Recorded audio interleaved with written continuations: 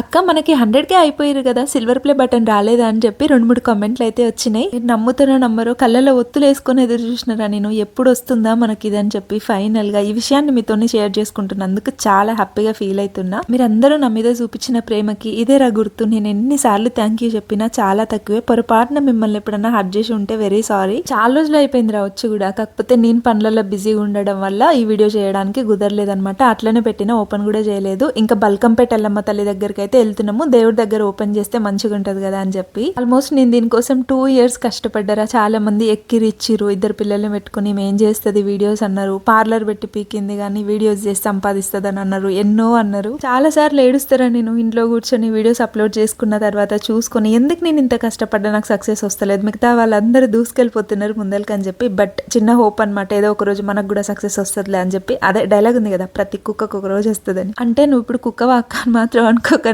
నేను ఏదో జోక్ అన్న ఫ్లోలో వచ్చింది. చాలా పబ్లిక్ ఉన్నారు టెంపుల్ లకు ఎంటర్ కాగానే. నేను షాక్ అయినా. ఫైనల్ గా ఒక ప్లేస్ చూసుకొని అక్కడ కూర్చొని ఇంకా మన సిల్వర్ ప్లే బటన్ అయితే ఓపెన్ చేసిన. ఈ హ్యాపీనెస్ ని మాటల్లో చెప్పలేకపోతున్నారా. మంచి కాంప్లిమెంట్స్ కూడా ఇచ్చిరు. మీకు ఎట్లా అనిపిస్తుందిరా, మనకు సిల్వర్ ప్లే బటన్ వచ్చింది కదా, హ్యాపీ అయినా లేదా కామెంట్ చేయండి. ఇంకా దేవుడికి గట్టిగా దండం పెట్టుకొని కొబ్బరికాయ కొట్టి ఇంటికి వచ్చేసిన.